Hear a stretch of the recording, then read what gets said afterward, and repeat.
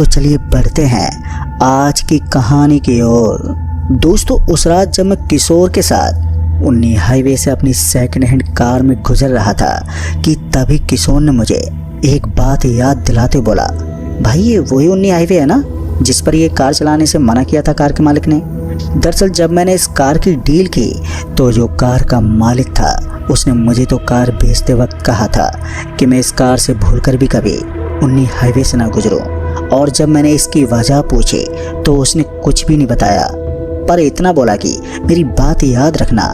चूंकि कार खरीदे मुझे 7 महीने से ज़्यादा हो गया है, इसलिए मुझे उसकी ये उन्नी हाईवे वाली बात दिमाग से निकल गई थी।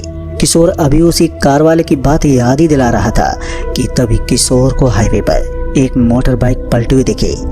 उस बाइक पर नज़र पड़ते किशोर ने कार की स्पीड कम कर ली और जब हमारी कार उस बाइक के पास पहुंची तो बाइक के साइड में एक औरत और एक मर्द गिरा पड़ा था। मर्द की गर्दन टूट गई थी और औरत के मुंह से खून निकल रहा था। ये एक बड़ा ही भयानक रोड एक्सीडेंट था जिसमें उन दोनों की मौत हो चुकी थी। उन दोनों लाशों पर किशोर की नज़र पड़ते ही उसने कार की स्पीड बढ़ाई और वहां से बड़ी तेजी से निकले। अभी हम कुछ आगे आए थे कि तभी कार की पिछली सीट से किसी औरत ने आवाज़ देते बोला, अरे कहाँ भागे जा रहे हो। इस आवाज़ के कानों में पड़ते ही मेरा पूरा शरीर अंदर से ठंडा पड़ गया। दिल की धड़कनें एकाएक तेज हो गईं और जब मैंने पिछली सीट की तरफ देखा तो जो मैंने देखा वो देखकर मेरी चीख निकल गई। दरअसल पिछली सीट पर वही औरत बैठी हुई थी जिसे हमने कुछ देर पहले हाईवे पर मरा हुआ देखा था। अभी मेरा दिमाग यही सोचने समझने की जद्दोजहद में था कि ये औरत हमारे कार की पिछली सीट पर भला कैसे आई कि तभी किशोर रोते बोला, भाई मैं मरने वाला हूँ। किशोर के ये बोलते ही जैसे ही मैंने अपनी निगाहें किशोर की ओर घुमाई तो वैसे ही किशोर का सर किसी बम की तरफ फट गया और उसके सर के फटते ही कार हाईवे के डिवाइडर से टकरा गई और डिवाइडर से टकराते ही कार पलट गई। कार के पलटते ही कुछ देर के लिए मैं बेहोश हो गया और जब मुझे होश आया तो मैं कार के अंदर ही फंसा हुआ था और वहीं किशोर की बिना सर वाली लाश मेरे बगल में सीट बेल्ट से झूल रही थी। फिर किसी तरह मैं सबसे पहले कार से बाहर निकला। कार से बाहर निकलने के बाद मैंने एक नज़र चारों तरफ घुमाई ये देखने के लिए कि वो औरत अभी भी यहीं पर है कि नहीं। और जब वो औरत आसपास नहीं दिखी तो मैंने एक राहत की सांस ली और फिर अपना मोबाइल फ़ोन निकालने के लिए जब मैंने अपनी जेब में हाथ डाला तो मेरी जेब में मेरा मोबाइल फ़ोन नहीं था। क्योंकि इस वक्त हाईवे पर जो भी गाड़ियां गुजर रही थी वो बड़ी रफ्तार में थी, इसलिए कोई भी मदद के लिए रुकने वाला नहीं था। वैसे भी हाईवे पर कभी भी किसी की मदद करने का अंजाम अक्सर नुकसान ही दे जाता है और एक ये भी कारण था कि कोई भी मदद के लिए रुक ही नहीं रहा था। ऐसे में मुझे किसी की मदद पाने के लिए मेरे फ़ोन का मिलना बहुत अहम हो गया था। फिर कुछ देर तक गाड़ी में फ़ोन तलाशने के बाद मेरा फ़ोन तो नहीं मिला पर किशोर का फ़ोन मिल गया, पर उसके फ़ोन पर लॉक लगा था। तो ऐसे में मैं किसी को कॉल तो नहीं कर पाया पर SOS नंबर पर कॉल किया पर कोई फ़ायदा ही नहीं हुआ। जब एक दफ़ा फिर मुझे अचानक ही ठंडा महसूस होने लगा और दिल की धड़कनें तेज हो गईं तो मैं समझ गया कि मुसीबत लौट आई है, जिसका मतलब साफ था कि अब अगले कुछ ही मिनटों में मेरी भी दर्दनाक मौत हो जाएगी। पर मैं इतनी आसानी से हार नहीं मानने वाला था, इसलिए मैंने बिना कुछ सोचे वहाँ से भागना शुरू किया। मुझे ये तो नहीं मालूम था कि किशोर भागना सही है, पर उस वक्त तो इतना मालूम था कि सिर्फ और सिर्फ भागना है।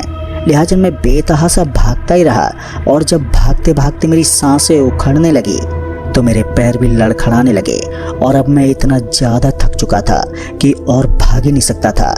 और जब मैं रुका तो सामने मुझे रोशनी दिखाई दी और जब मैंने ध्यान से देखा तो वो एक रेलवे फाटक था और साथ ही ऑपरेटर रूम की लाइट जल रही थी।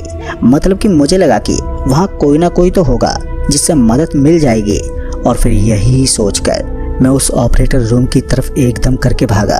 और फिर जब मैंने उस रेलवे फाटक के ऑपरेटर रूम के दरवाजे पर दस्तक दी तो अंदर से आवाज़ आई, जो कोई भी है वो चले जाओ, नहीं तो बहुत पछताओगे। ये बात सुनते मैं दरवाज़ा पीटते बोला, अरे भाई साहब, मैं परेशान नहीं करूँगा, बस मुझे बचा लो आप। मेरे इतना बोलते ही वो दरवाज़ा खुला। दरवाजे के खुलते मुझे सामने एक हट्टा कट्टा पहलवान टाइप का बंदा नजर आया और जैसे उसने दरवाज़ा खोला तो वैसे उस आदमी ने मेरे पीछे इशारा करते बोला, क्या यही तेरी जान के पीछे पड़ी है? उसके मेरे पीछे इशारा करते ही जब मैंने पीछे पलट कर देखा तो वो ही औरत मेरे पीछे खड़ी थी, पर इस बार वो कांप रही थी मानो उसने भी भूत देख लिया हो। अभी मैं उस औरत या फिर कहूँ कि आत्मा को ही देख रहा था कि तभी उस आदमी ने मुझे अंदर आने को बोला। उसके मुझे अंदर बुलाते ही मैं तुरंत ही ऑपरेटर रूम में घुस गया। मेरे भीतर आते ही उस आदमी ने दरवाज़ा बंद कर दिया। अभी दरवाज़ा बंद ही हुआ था कि तभी मेरी नज़र ऑपरेटर रूम के एक कोने में डरे सहमे आदमी पर पड़ी, जो एक कोने में दुबका हुआ था। वो इस कदर डरा हुआ था कि वो अपनी आंखें भी नहीं खोल रहा था। उसे इस कदर डरा सहमा देखकर मेरे भी रोंगटे खड़े हो गए। इससे पहले मैं उस आदमी के बारे में उस दूसरे आदमी से कुछ पूछता कि उसने बड़ी भारी आवाज़ में कहा, चुपचाप से अपनी आंखें बंद करके एक कोने में बैठ जाओ और भूलकर भी अपनी आंखें मत खोलना। अगर आंखें खोलने की गलती की तो तुम्हारी आंखें इतनी फूल जाएंगी कि हर जगह मैं ही दिखूंगा, मेरे सिवाय कुछ और नहीं दिखाई देगा तुम्हें। उस आदमी के ये कहते ही मेरा पूरा बदन जोरों से थरथराने लगा और फेफड़े फड़फड़ाने लगे। ये एक ऐसा पल था जिसे किसी भी शब्द से बयां करना नामुमकिन था। उस वक्त मेरे दिमाग ने किसी तरह की कोई हरकत ही नहीं की और मैं अपने आप ही एक कोने में जाके अपने सर को अपने दोनों घुटनों के बीच रखकर अपनी आंखें मीचकर बैठ गया। उसके बाद वहां बेहद ही अजीब अजीब आवाज़ें गूंजने लगी। वो आवाज़ें इतनी कर्कश थी कि बर्दाश्त के बाहर थी। यहाँ तक कि मैंने अपने कानों को अपने हाथों से कसकर बंद करने की कोशिश की, पर उन कर्कश आवाज़ों से पीछा ही नहीं छूटा। बीच बीच में ट्रेन के हॉर्न भी सुनाई देती थी और फिर उसी वक्त कुछ देर के लिए ही सही, पर उस कर्कश आवाज़ से राहत मिलती थी। और इसी कर्कश आवाज़ों और ट्रेन के हॉर्न की आवाज़ सुनते सुनते रात गुजर गई। और जब दरवाजे पर किसी आदमी ने खटखटाते हुए बोला, सुबोध दरवाजा खोल, तब जाके मैंने अपने घुटनों के बीच से अपना सर बाहर निकाला और अपनी आंखें खोली। अब तक सुबह भी हो चुकी थी और जब मैंने दरवाजे की ओर देखा तो वही आदमी जो कोने में डरा सहमा पड़ा था दरवाजा खोलते हुए दिखा, पर अब वो डरा हुआ नहीं था, वो एकदम नॉर्मल और खुश दिखाई दे रहा था। अभी मैं कुछ समझ पाता कि उस आदमी ने मुझसे बोला, बड़ी बुरी किस्मत है तुम्हारी जो यहाँ रात बितानी पड़ी, चलो निकलो अब कुछ नहीं होगा। वो आदमी ये बोलकर वहाँ से चला गया और उसके जाते ही मैं भी वहाँ से निकल गया और अपने घर पहुँचा, जहाँ पहले से मातम पसरा हुआ था। और अब पिताजी की नज़र मेरे पर पड़ी तो वो फूट फूट कर रोने लगे। दरअसल घर वालों को किशोर की मौत की खबर मिल चुकी थी और पुलिस वाले मेरी तलाश में लगे हुए थे। घर वालों को लग रहा था कि कहीं पुलिस वालों को मेरी भी डेड बॉडी ना मिल जाए। फिर जब मैंने घर वालों की पिछली रात हुए हादसे के बारे में बताया तो पहले तो उन्हें मेरी किसी भी बात पर विश्वास ही नहीं हुआ। उन्हें लग रहा था कि मैं इस घटना की असल वजह को छुपाने की कोशिश कर रहा हूँ, पर ऐसी बात तो थी नहीं, क्योंकि मुझे मालूम था कि इन सब फसाद की जड़ मेरी सेकंड हैंड कार और उन्हें हाईवे से जुड़ी कोई राज है जिसके बारे में अब मुझे पता लगाना था। और यही पता लगाने जब मैं कार के पुराने मालिक के पास गया तो वो मुझे देखते ही समझ गए कि मैं उनके पास क्यों आया हूँ। इसलिए उन्होंने मुझे देखते हुए बोला, मैंने तुम्हें उन्नी हाईवे से दूर रहने के लिए कहा था ना, फिर भी तुमने मूर्खता वाली हरकत कर डाली। फिर जब मैंने उनसे माफ़ी मांगते बोला कि मेरी गलती हो गई, पर वो कौन औरत थी और उसने हमें ही अपना निशाना क्यों बनाया, तो इस पर उनका कहना था कि उस औरत ने हमें नहीं बल्कि उस कार में बैठे लोगों से अपना बदला लिया, जिन्होंने उस रात उसे और उसके पति को बेरहमी से कुचलकर मार डाला था। दरअसल कार के मालिक का बेटा उद्भव निहायती बदमाश और हरामी किस्म का था। उसे लोगों को बेवजह सताने और तड़पाने में बहुत ही मजा आता था। ऊपर से उसकी सांठ-गांठ गैंगस्टर से भी थी, तो ऐसे में उसे पुलिस वालों का भी कोई खौफ ही नहीं था, जिसके चलते वो जो चाहता वो ही करता। और उस रात जब उसने नई कार खरीदी और अपने बदमाश दोस्तों के साथ उन्नी हाईवे पर निकल गया तो उद्भव और उसके बदमाश दोस्तों ने उस वक्त खूब पी रखी थी और उनका शैतानी दिमाग कुछ बहसीपन करने के फिराक में था।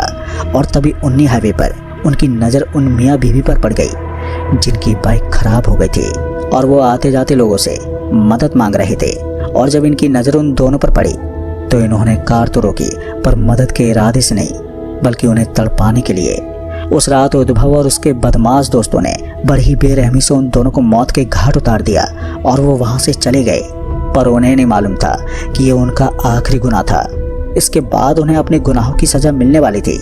फिर जब कुछ दिनों के बाद उद्धव के दोस्त उसकी गाड़ी से उन्नी हाईवे से गुजरे तो उन सभी के सर फट गए और उनकी लाश हाईवे पर मिली। पर इस घटना के फौरन बाद ही उद्धव, जो उस रात उस कार में नहीं था, वो कहीं गायब हो गया। तब से आज तक उसका कोई आता पता नहीं है। और जब भी कोई उस कार से उन्नी हाईवे से गुजरता है तो वो औरत उसका वही हाल करती है जो बाकियों का किया था। दोस्तों, कार के मालिक से ये सब जानने के बाद मुझे उस पर बहुत ही गुस्सा आ गया, क्योंकि जब उसे मालूम था कि ये कार श्रापित हो चुकी है तो उसे ये कार बेचनी नहीं चाहिए थी। खैर, अब गुस्सा करके भी कुछ हासिल नहीं होने वाला था। फिर इसके बाद मैं पहुंचा उस रेलवे फाटक पर जहां उस रात मैंने भयानक रात गुजारी थी, ये जानने की उस रात वो पहलवान टाइप का आदमी कौन था और उससे वो भूतनी जो मेरी जान के पीछे पड़ी थी वो आखिर क्यों डर रही थी। पर जब मैं उस रेलवे फाटक के ऑपरेटर रूम पर पहुंचा तो वहां का स्टाफ बदला हुआ था। और फिर जब मैंने सुबोध के बारे में पूछा तो पता चला कि वो नौकरी छोड़कर जा चुका है। तो ऐसे में उस पहलवान का राज ही बनकर रह गया। खैर, मैंने उस कार को स्क्रैप करवा दिया ताकि कोई और मौत का शिकार ना हो जाए। तो दोस्तों, इस कहानी में बस इतना ही। तो चलिए लेकर चलता हूँ मैं आपको ऐसी एक और डरावनी भूतिया कहानी की ओर। दोस्तों, ये एक ठंडी सर्द रात थी। आसमान में उस वक्त बादल छाए हुए थे और चांद की रोशनी कभी कभी बादलों के बीच से झांककर धरती को हल्का सा उजाला दे रही थी।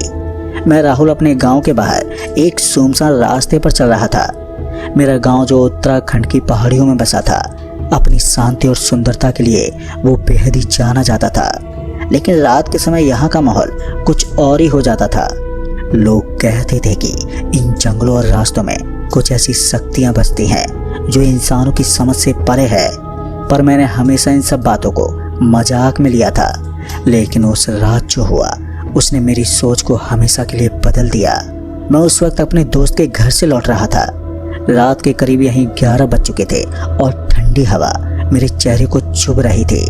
मेरे पास एक छोटी सी टॉर्च थी जिसकी रोशनी इस घने अंधेरे में ज़्यादा कारगर नहीं थी। वो रास्ता पथरीला था और दोनों तरफ घना जंगल था। हवा के साथ पेड़ों की पत्तियां सरसराहट कर रही थी, मानो कोई फुसफुसा रहा हो। तभी मैंने जैकेट की जेब ऊपर खींची और अपने कदम तेज कर दिए। फिर अचानक ही मेरी नज़र सामने की ओर गई तो रास्ते के बीच में एक लड़की खड़ी थी। उसका चेहरा मेरी ओर था, लेकिन अंधेरे की वजह से मैं उसे साफ साफ देख नहीं पा रहा था। वो सफ़ेद रंग की साड़ी पहनी थी और उसके बाल खुले हुए थे जो हवा में हल्के हल्के लहरा रहे थे, जिन्हें देखकर मैं एकदम से ठिठक गया कि इतनी रात को इस सुनसान रास्ते पर कोई लड़की। मेरे मन में ये सब सवाल उठने लगे। शायद उसे मदद की ज़रूरत हो या शायद वो किसी मुसीबत में हो। तभी मैंने किसी तरह हिम्मत जुटाई और फिर मैं धीरे धीरे उसकी ओर बढ़ने लगा और मैंने पास जाते हुए बोला, हेलो, क्या आप ठीक हैं? लेकिन मेरी इस आवाज़ पर उसने कोई जवाब ही नहीं दिया। वो बस वहीं पर खड़ी रही बिना हिले डुले। मेरी टॉर्च की रोशनी अब उसके चेहरे पर पड़ी और जो फिर मैंने देखा उससे तो मेरे रोंगटे खड़े हो गए। उसका चेहरा असामान्य रूप से पीला था और उसकी आंखें वो पूरी तरह से काली थी जैसे दो गहरे कुएं। उसके होंठों पर एक हल्की सी मुस्कान थी जो देखने में बहुत ही डरावनी लग रही थी। फिर मैं पीछे हटने लगा, लेकिन इससे पहले कि मैं कुछ समझ पाता कि वो तेजी से मेरी ओर बढ़ी। फिर मैंने भागने की कोशिश की, लेकिन मेरे पैर जैसे जम गए थे।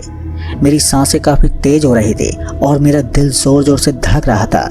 फिर अचानक उसने मेरी बाह पकड़ ली, पर उसका स्पर्श इतना ठंडा था कि मेरे शरीर में सिरहन सी दौड़ गई। तभी मैंने उसकी ओर देखा तो उसकी आंखें अब मेरे चेहरे के बिल्कुल करीब थी। और तभी उसने एक भारी आवाज़ में कहा, तुम यहाँ पर क्यों आए हो? उसकी आवाज़ इतनी भारी और खोखली थी कि मेरे कानों में वो गूंजने लगी, पर मैं कुछ बोल नहीं पाया। मेरी आवाज़ जैसे गले में अटक गई थी। उसने मेरी बाह और भी जोर से पकड़ी तो मुझे लगा जैसे मेरी सारी ताकत खत्म हो रही है। और तभी मैंने किसी तरह हकलाते बोला, देखिए, मुझे जाने दीजिए। पर उसने मेरी बात अनसुनी कर दी और मुझे खींचते हुए जंगल की ओर बढ़ने लगी। फिर मैंने पूरी ताकत लगाकर खुद को छुड़ाने की कोशिश की, लेकिन उसकी पकड़ इतनी ज़्यादा मजबूत थी कि मैं हिल भी नहीं पा रहा था। पर मेरे दिमाग में एक ही सवाल घूम रहा था कि आखिर ये लड़की है कौन और ये मुझे कहाँ पर लेकर जा रही है। जंगल के अंदर का माहौल और भी भयावह था। पेड़ों की टहनियाँ मानो किसी जीव की तरह हिल रही थी और हवा में एक अजीब सी गंध थी जैसे सड़ी हुई लकड़ी और खून की मिलीजुली गंध। पर अब मैं पूरी तरह से डर चुका था। उस लड़की ने मुझे एक छोटे से खुले मैदान में लाकर छोड़ दिया, पर वहां पर चारों ओर घना कोहरा था और कोहरे के बीच कुछ आकृतियां दिख रही थी जो धीरे धीरे मेरी तरफ बढ़ रही थी। तभी मैंने देखा कि ये आकृतियां इंसानों जैसी थी, लेकिन इनके चेहरे बिल्कुल नहीं थे। जहां चेहरा होना चाहिए था वहां सिर्फ एक काला खाली स्थान था। उनकी हंसी की आवाजें मेरे कानों में गूंज रही थी और मैं समझ चुका था कि मैं किसी साधारण जगह पर नहीं हूँ। ये कोई और दुनिया थी जहां मैं गलती से आ गया था। तभी उस लड़की ने फिर से मेरी तरफ देखा और बोला, तुमने हमारा रास्ता पार किया, अब तुम्हें कीमत चुकानी होगी इसकी। उसकी आवाज में एक अजीब सा ठंडापन था। तभी मैंने पूछा, कीमत? मैंने क्या किया है? तभी उसने धीमे से जवाब दिया कि ये रास्ता हमारा है, जो भी इसे पार करता है वो हमारा ही हो जाता है। तभी मैंने सोचा कि शायद ये मेरा अंत है, लेकिन तभी मुझे अपनी जेब में कुछ महसूस हुआ और जब मैंने अपनी जेब टटोली तो मेरी दादी का दिया हुआ एक ताबीज था वो, जो मैं हमेशा अपने साथ रखता था। फिर मैंने उसे जोर से पकड़ा और मन ही मन अपनी दादी को याद किया कि तभी अचानक उस ताबीज से एक हल्की सी गर्माहट निकलने लगी। तभी उस लड़की ने एक चीख मारी और वो जोर से पीछे हट गई। फिर मैंने मौका देखकर वहां से भागना शुरू किया और मेरे पीछे उन आकृतियों की चीखें और हंसी गूंज रही थी। मैंने पीछे मुड़कर नहीं देखा, पर मेरे पैर थक रहे थे, लेकिन मैं जानता था कि अगर मैं रुका तो मैं कभी नहीं बच पाऊंगा। पर मैं भागता रहा और आखिरकार जंगल से बाहर निकलकर मुख्य रास्ते पर आ गया। पर जब मैं अपने घर पहुंचा तो मैंने देखा कि मेरी बाह पर कुछ निशान थे, जैसे किसी ने मुझे जोर से पकड़ा हो। पर मैंने तुरंत ही अपने ताबीज को चेक किया तो उसमें मुझे एक छोटा सा दरार दिखा। शायद उसने मुझे बचाया था।